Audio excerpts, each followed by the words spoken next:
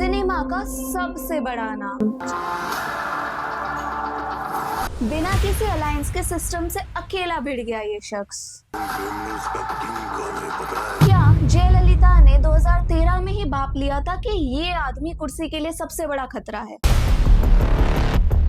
मई 2026, थेलापति से सीएम तक का सफर। कैसे एक फिल्म स्टार ने तमिलनाडु की किस्मत पलट दी? और आखिर टीवीके की ऐसी कौन सी आइडियोलॉजी थी जिसने एक एक्टर को सीधा तमिलनाडु का चीफ मिनिस्टर ही बना दिया? I am coming. तो ये है नो योर लीडर्स का पार्ट 1 और ऐसे ही पावरफुल पॉलिटिकल स्टोरीज और लीडर की जर्नी के लिए इस चैनल को सब्सक्राइब कर लें। और आई एम श्योर कि इस सीरीज के एंड तक आप अपने लीडर्स को उनकी आइडियोलॉजी के बेसिस पर पसंद करेंगे, ना कि सिर्फ दूसरों के बोलने पर। तो चलिए शुरू करते हैं। तो जोसेफ विजय का जन्म हुआ था 1974 में चेन्नई में। उनके फादर एस ए चंद्रशेखर एक फिल्म के डायरेक्टर और उनकी माँ शोभा एक सिंगर हैं। फिल्मी फैमिली से होने के बाद भी उनका डेब्यूट कोई फेरी टेल जैसा नहीं रहा। 18 साल की उम्र में उन्होंने अपनी पहली फिल्म नालिया थ्रिप्पू की।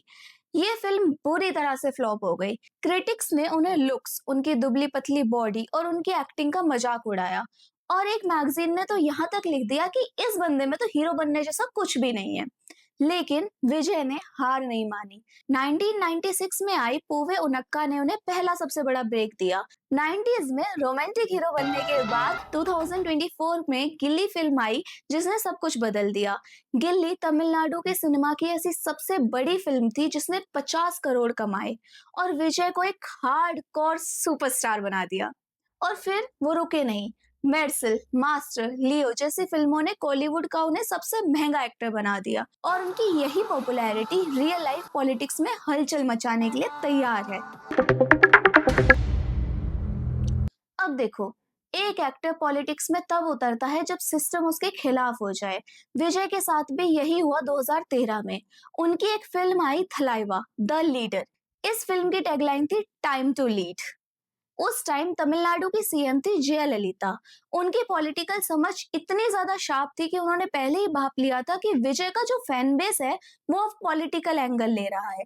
इसी वजह से थलाइवा की रिलीज पर तमिलनाडु ने रोक लगा दी और बहाना दिया कि थिएटर को बम से उड़ाने की धमकी मिली है और पुलिस सिक्योरिटी नहीं दे रही। पर पॉलिटिकल एक्सपर्ट्स ये समझ चुके थे कि जयललिता का विजय को ये इशारा है कि तमिलनाडु में अभी उनके लीड करने का ही टाइम है। विजय को इस फिल्म की रिलीज के लिए काफी अपीलें करनी पड़ी। इस इंसिडेंट ने विजय को रियलाइज कराया कि बिना पॉलिटिकल पावर के स्टारडम जीरो है।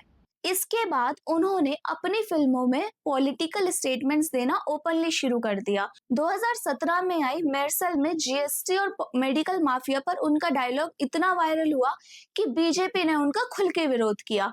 पर विजय कहाँ रुकने वाले थे।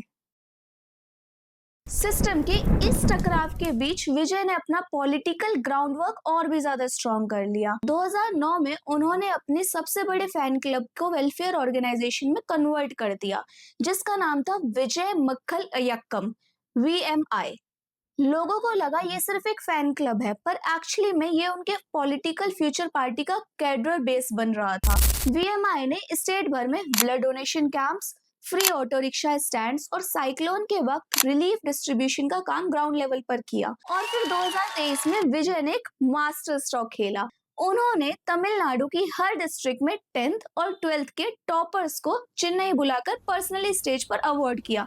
उन्होंने बच्चों से कहा, आप ही कल के वोटर्स हो, अपने पेरेंट्स को बोलो कि वोट के लिए पैसा लेना बंद कर दें। ये डायरेक्ट इशारा था कि विजय अब पॉलिटिक्स के मैदान में उतरने के लिए बिल्कुल तैयार हैं।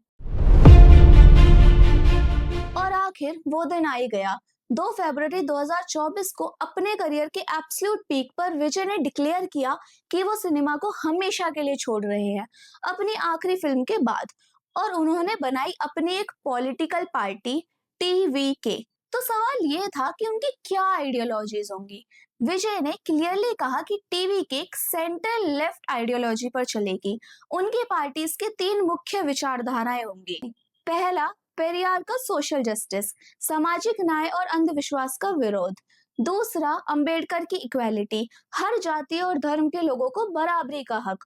और तीसरा, कामराज का एजुकेशन, हर बच्चे को मुफ्त और अच्छी शिक्षा। उनकी पॉलिटिकल पार्टी का स्लोगन था Pirapokum, Ella Uyakam. यानी जन्म से हर जीव बराबर है। उन्होंने अपनी पहली ही रैली में क्लियर कर दिया कि उनकी लड़ाई एक तरफ तो भ्रष्टाचार और डीएमके की डायनेस्टिक पॉलिटिक्स से है और दूसरी तरफ धर्म के नाम पर बांटने वाली पॉलिटिक्स से। आइडियोलॉजीज तो बड़ी हो सकती हैं, पर तमिलनाडु की दो बड़ी पार्टीज को हराना नामुमकिन सा माना जाता था। यहाँ विजय की स्ट्रेटजी काम आई। उनकी स्ट्रेटजी के तीन बड़े पिलर्स थे, जिसमें पहला है सोलो फाइट। विजय ने किसी ट्रेडिशनल पार्टी से गठबंधन नहीं किया, उन्होंने जनता को एक क्लीन और नया अल्टरनेटिव दिया। दूसरा, बूथ मैनेजमेंट, जो काम वीएमआई पिछले 15 सालों से कर रही थी, उसके वॉलंटियर्स को डायरेक्टली बूथ एजेंट्स में कन्वर्ट कर दिया। तमिलनाडु के हर गांव और हर वार्ड में टीवीके ने साइलेंटली अपनी पकड़ मजबूत की। तीसरा, वुमेन और यूथ वोट बैंक। विजय का ट्रेडिशनल फैन बेस 18 से 30 साल और महिलाएं थी। उन्होंने अपने मैनिफेस्टो में वुमेन सेफ्टी और यूथ एम्प्लॉयमेंट को प्राइमरी फोकस रखा और उनकी ये साफ सुथरी इमेज रंग लाई। मई 2026 में असेंबली इलेक्शंस में टीवीके और उनकी विचारधारा को सबसे ज्यादा सहयोग मिला और मेजोरिटी का आंकड़ा पकड़ लिया और फिर कांग्रेस के साथ मिलकर सरकार बनाई। तो जिस लड़के को 1992 में लोगों ने कहा कि ये स्टार नहीं बन सकता और जिस स्टार की आवाज 2013 में सीएम ने दबाने की कोशिश की, आज मई 2026 में वही शख्स उस स्टेट का सीएम बन चुका है। जोसेफ विजय ने साबित कर दिया कि अगर आपके पास एक लंबा विजन, ग्राउंड लेवल पर समाज सेवा और सिस्टम से टकराने की हिम्मत है तो आप कुछ भी हासिल कर सकते हो। तो क्या जोसेफ विजय तमिलनाडु के एक बेहतर सीएम साबित होंगे? इनकी कुर्सी का सफर तो आपने देख ही लिया है, पर अब अगला लीडर कौन? एक ऐसी कहानी जो आपको हैरान कर देगी। अगला पार्ट किस नेता की अनसुनी कहानी पर होना चाहिए? जल्दी से कमेंट में बताओ। तब तक के लिए जय हिंद।